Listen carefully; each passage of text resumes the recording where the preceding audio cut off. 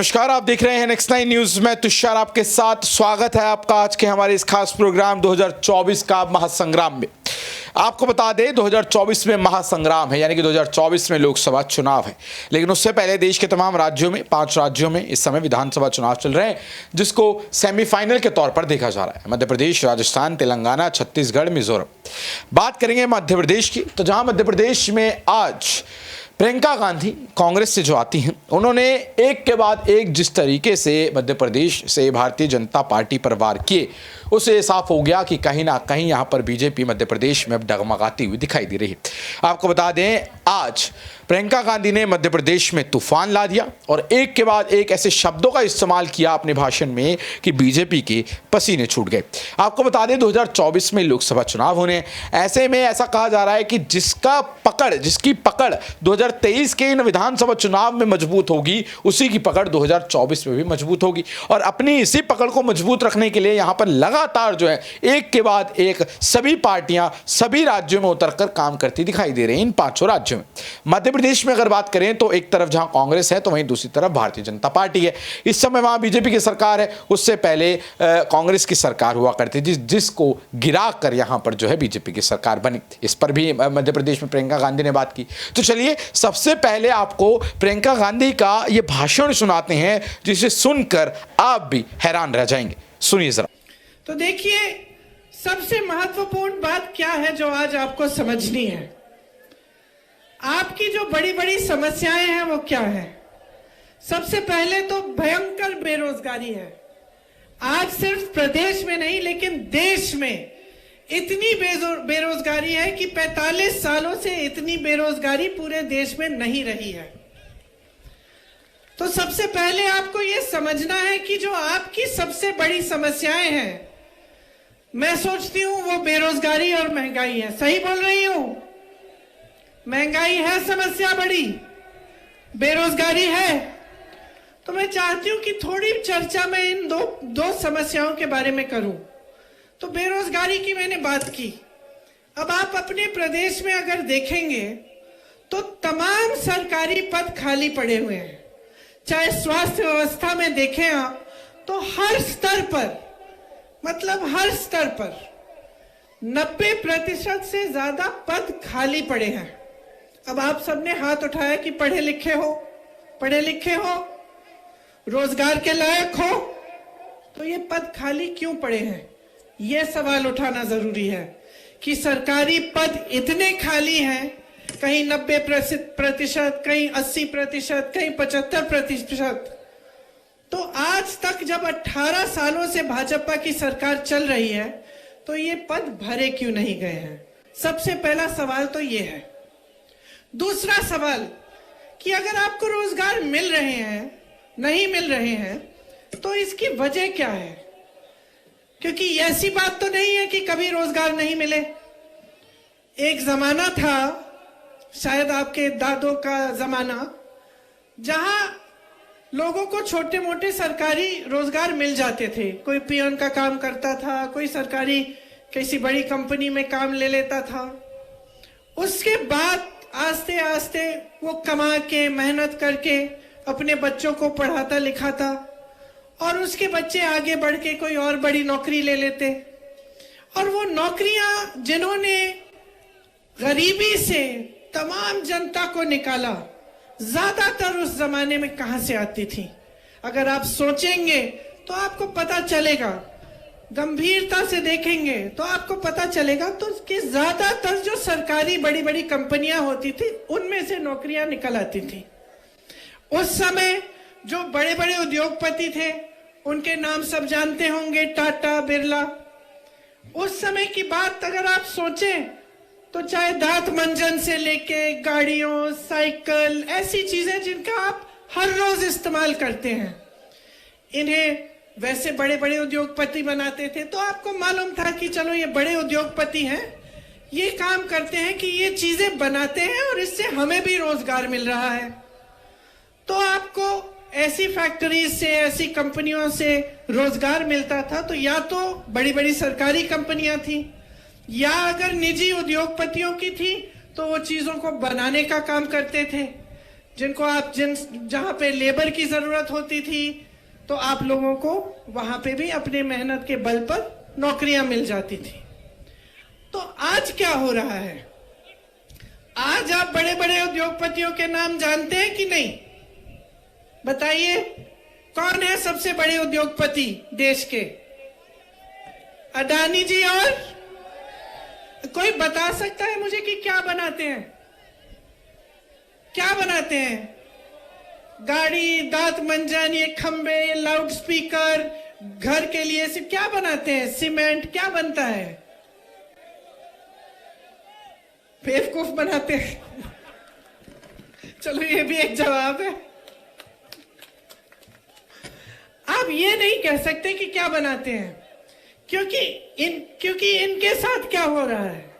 जो देश की जनता की जो संपत्ति थी, जो बड़े बड़े सरकारी उद्योग थे, जिनको आपकी मेहनत से बनाया गया, आपके लिए रोजगार बनाने के लिए, उनको मुफ्त में सौंपा गया है।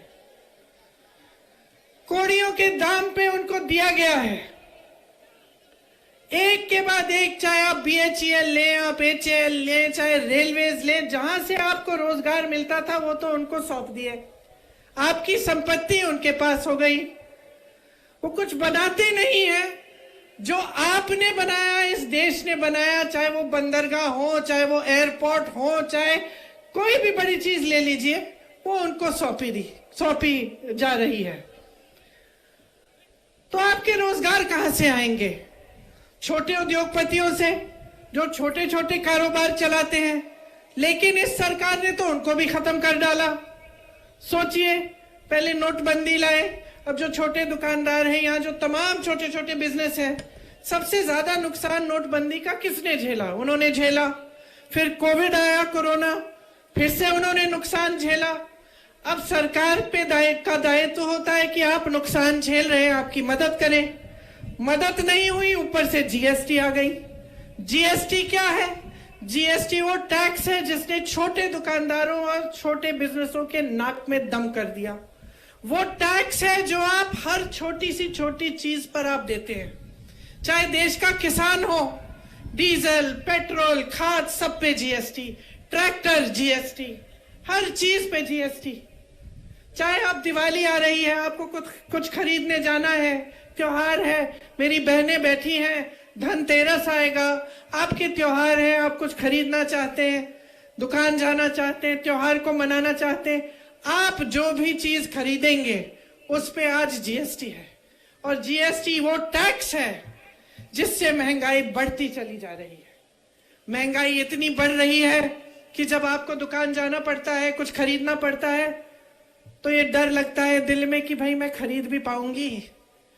कि आपको अगर घर के लिए कोई आ रहा है, घर पे मेहमान आ रहा है, खाना बनाना है, कुछ 8-10 लोग आ रहे हैं, तो मन में आप सोचते होंगे कि ये 2-3 चीजें बनाऊंगी। दुकान जाती हैं तो आधी चीजें आप खरीद नहीं पाती। आप आज देख रहे हैं, पहले टमाटर का कितना दाम बढ़ गया था, अब प्याज का कितना बढ़ गया है। एक जमाने में मोदी जी खुद कहते थे, जब कांग्रेस की सरकार थी, कि देखेंगे सचिन सेंचुरी पहले मारेगा वर्ल्ड कप में या प्याज सेंचुरी मारेगी, कहते थे ना। अब मैं उनसे पूछना चाहती हूं कि विराट ने तो सेंचुरी मार ली, प्याज की भी सेंचुरी हो गई, सरकार आपकी है, अब क्या बोलते हो? तो देखा आपने किस तरीके से यहाँ पर लगातार प्रियंका गांधी जो है वो बीजेपी पर बरसती हुई दिखाई दी। इसी मुद्दे पर बात करने के लिए हमारे साथ हमारे सहयोगी शामिल हैं। नाम है आकाश।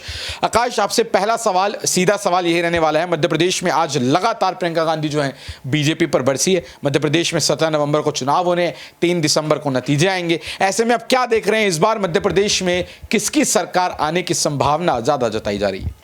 देखिए तुषार, मैं आपको बता दूं, जिस तरीके से विधानसभा चुनाव का ऐलान हो चुका है और ऐसे में भारतीय जनता पार्टी से लेकर कांग्रेस पार्टी अपनी अपनी नई नई रणनीतियों के साथ इस वक्त चुनाव में उतरी है। लेकिन अगर हम बात करें कांग्रेस पार्टी की, तो कांग्रेस पार्टी का कुछ वर्चस्व है जो मध्य प्रदेश में पुराना है। कमलनाथ को लेकर जो वोट बैंक है वो काफ़ी ज़्यादा अच्छा है।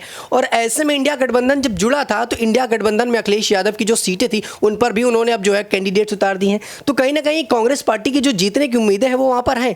लेकिन अगर भारतीय जनता पार्टी की बात करें, तो भारतीय जनता जनता पार्टी मध्य प्रदेश में पहले से उसकी सरकार रही और ऐसे में उसका जुड़ाव जो जनता से है वो थोड़ा ज़्यादा है।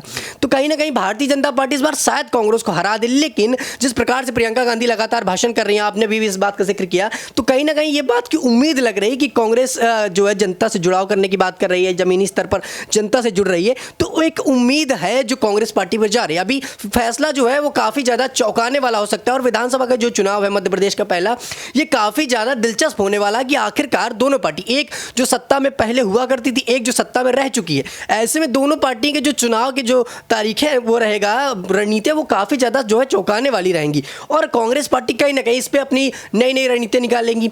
लेकिन कांग्रेस पार्टी का एक जो मिस पॉइंट है वो ये है कि इनके आपसी जो मैटर है उसमें कहीं ना कहीं जो है तोड़फोड़ मची रहती है, कभी सीटों को लेकर, कभी विधायक जो है दूसरी सीटों को लेकर, और कई बार ये लिस्ट बदलते हुए नजर आए। तो कहीं ना कहीं एक भाजपा को ये प्लस पॉइंट मिल सकता है मध्य प्रदेश में कांग्रेस से। जी, एक सवाल आपसे और लेना चाहूंगा क्योंकि 2024 की हम बात कर रहे हैं, 2024 के महासंग्राम की आज हम बात कर रहे हैं और 2024 के महासंग्राम के लिए यहाँ पर जो है एनडीए खेमे को टक्कर देने के लिए इंडिया खेमा बनाया गया।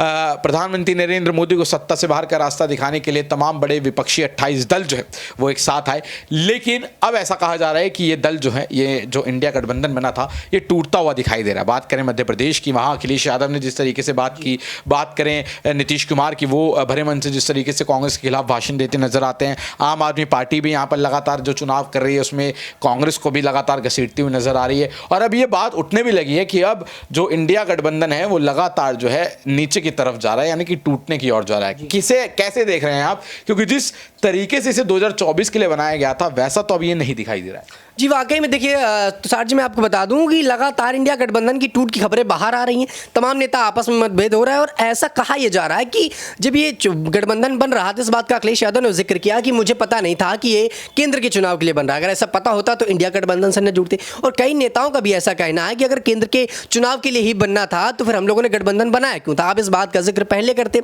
तो कहीं ना कहीं 2024 के लिए जो राहुल गांधी ने तमाम विपक्षी दलों को एक किया मोदी सरकार को हटाने के लिए, अब वो ही आपस में मतभेद के चलते अलग हो रहा है, क्योंकि विधानसभा के चुनाव में सारे एक दूसरे के विरोध में, अगर कुछ पार्टियां मिलकर चुनाव लड़ती तो उम्मीद थी कि सब एक साथ होते, लेकिन अगर एक दूसरे के विरोध में चुनाव लड़ना है, एक दूसरे के आमने सामने चुनाव लड़ना है, तो अपनी जीत के लिए दूसरे पार्टी को नीचा बताना कहीं ना कहीं जायज, और ऐसा करते भी हैं, ये पॉलिटिक्स है। अगर हम अखिलेश यादव की बात करें तो अखिलेश यादव मध्य प्रदेश में कुछ सीटों पर जीतने के लिए कांग्रेस की बुराई करेंगे, वहीं अगर कांग्रेस की बात करें तो वो भी दूसरे जो है टीम को जो है नीचा बताकर अपनी पार्टी को जो स्तर बढ़ाना चाहेंगी। तो केंद्र के चुनाव के लिए उससे पहले जो विधानसभा चुनाव आ गए, इसमें मतभेद पैदा हो गया और अब ये टूटता हुआ नजर आ रहा है, जिसकी पहली शुरुआत अखिलेश यादव के बयान से ही हो गई थी। अपने बयान में अखिलेश यादव ने कहा कि केंद्र के लिए बना है, मुझे पता होता तो मैं कभी नहीं जाता, मेरे नेता कभी नहीं जाते। नीतीश कुमार की बात करें, नीतीश कुमार से पूछा जाता है तो नीतीश कुमार जी कहते हैं कि मुझे इंडिया गठबंधन से कोई मतलब नहीं, राहुल गांधी से कोई मतलब नहीं। तो कहीं ना कहीं इनके नेता विपक्ष के जो एक साथ आए थे वो चुनाव के लिए आए थे कि चुनाव में हम साथ रहेंगे तो अपनी अपनी सीटें बांट लेंगे और कहीं ना कहीं किसी न किसी को अपना अपना पद मिल जाएगा। लेकिन ऐसे में कांग्रेस पार्टी सबसे अलग होती हुई जा रही है। आप देखिएगा आम आदमी पार्टी से जिस प्रकार के इस बार भाषणबाजी चल रही है, केजरीवाल राहुल गांधी को घेर रहे हैं, राहुल गांधी केजरीवाल को घेर रहे हैं, तो जो आपस का मतभेद है वो और ज्यादा बढ़ गया। और मुझे नहीं लगता कि केंद्र के जब चुनाव होंगे तो केंद्र के चुनाव में सारी पार्टियां अब साथ में आ पाएंगी। जी, तो जिस तरीके से यहाँ पर आकाश ने बड़े ही अच्छे और डिटेल में आपको बताया कि कैसे इंडिया गठबंधन जो है वो इस समय टूटने की कगार पर आ चुका है और नहीं लगता है वैसा देखने से कि 2024 के जो महासंग्राम होने वाला है उसमें यहाँ पर इंडिया गठबंधन उतनी मजबूती से खड़ा रहेगा जितनी मजबूती के साथ इसे बनाया गया था। बहरहाल आप इस पूरे मुद्दे पर क्या सोचते हैं, आपको क्या लगता है कि इस बार 2024 के इस महासंग्राम में किसकी जीत होगी? नीचे कमेंट सेक्शन में जरूर बताएं और जुड़े रहे, देखते रहे नेक्स्ट टाइम न्यूज़। धन्यवाद।